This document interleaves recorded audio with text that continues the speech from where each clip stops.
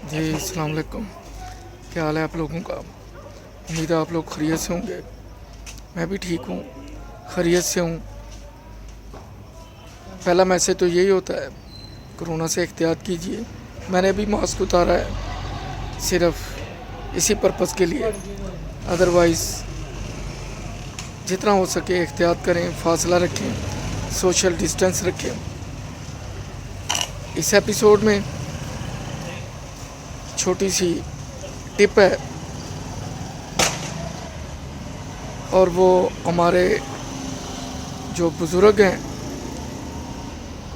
उनकी तरफ से कि मां नाल मामे ते प्यो नाल चाचे, यानी जब तक माँ ज़िंदा है तो मामे मिलते जुलते रहते हैं, और प्यो नाल चाचे कि जब तक बाप ज़िंदा है तब तक जो चचा हैं उनसे रिश्ते कायम रहते हैं।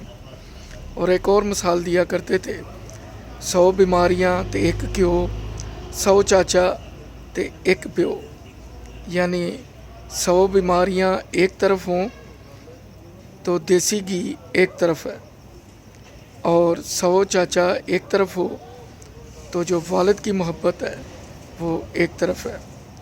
वाकई इसमें बड़ा वज़न है अगर आप इसे गहरी निगाह से देखें।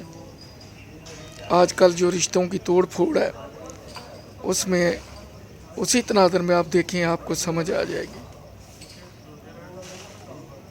मां नाल मामे प्यो नाल चाचे, 100 बीमारियां एक घ्यो, 100 चाचा ते एक प्यो। बाप बनना बहुत मुश्किल काम है। और लीमू के मुतल्लक और लीमू के फ़वाइद के मुतल्लक वो कुछ यूँ बताया करते थे कि एक लींबू ते पिंड भुस्सियां दा। भुस्से पंजाबी ज़बान में कहते हैं तेरे चेहरे का रंग भुस्सा पै गया, यानी तेरे चेहरे पे रौनक नहीं रही, लालगी नहीं रही, बल्कि घबराहट, पिलपलाहट या चेहरा उतरा हुआ है, वो ताज़गी, वो शफाफियत नहीं।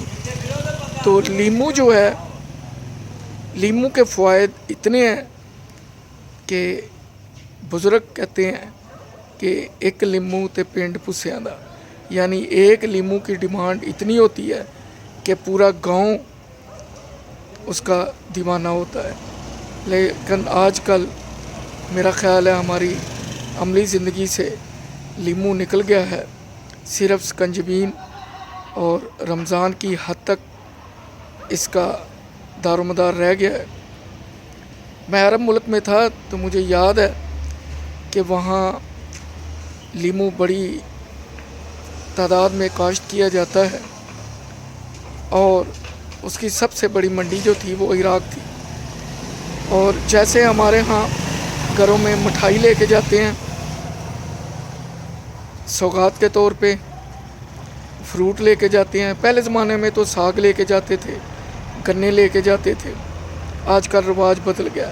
तो अरब मुल्कों में लोग खुश्क लीमू लेके तो अपने अजीज़ों के घर जब जाते हैं तो खुश्क लीमू का तोहफ़ा लेके जाते हैं। इसी तरह जो पूंग है, छोटी मछली है, उसकी भी वहाँ पे बहुत डिमांड है। बिल्कुल जो फिंगर टाइप साइज़ की मछली होती है उसे पकड़ के बड़े बड़े मैदानों में सुखाया जाता है, उसे गोदामों में रखा जाता है और फिर उसको एक्सपोर्ट किया जाता है। मैंने ओमानीज़ को, अरबीज़ को देखा है कि वो छोटी मछली खुश्क पकड़ते, दोनों हाथों की हथेलियों में उसको थोड़ा सा दबाते, मसलते, वो तकरीबन पाउडर की शक्ल इख्तियार करती, तो वो उसे जैसे हम लोग फक्की खाते हैं या चूरन खाते हैं वैसे खा लेते थे। तो लीमू भी सुखा के वो रखते हैं, और आगे वो यूज़ कैसे करते हैं ये इसका मुझे कुछ ज़्यादा इल्म नहीं, क्योंकि मुझे इतना पता है कि बड़ों से सुनते थे कि अब तो 12 महीने आपको शलगम भी मिलेंगे, गोभी भी मिलेगी, तकरीबन हर सब्ज़ी दस्तयाब है। लेकिन पिछले एतवार में शलगम को काट के तो एक रस्सी के साथ परो के धूप में उसको सुखा लिया जाता था, और फिर जब ऑफ सीज़न होता था तो पकाया जाता था। یہ بزرگوں کی باتیں ہیں، اس میں کیا حکمت ہے، بچت کا عنصر بھی ہے، اور آف سیزن میں جو چیز دستیاب نہیں ہے اس کا بھی لطف اٹھایا جا سکتا ہے۔ اجازت چاہوں گا، میرا چینل لائک کیجئے، سبسکرائب کیجئے، اپنی دعاؤں میں یاد رکھیے۔ مہربانی، شکریہ، اللہ حافظ۔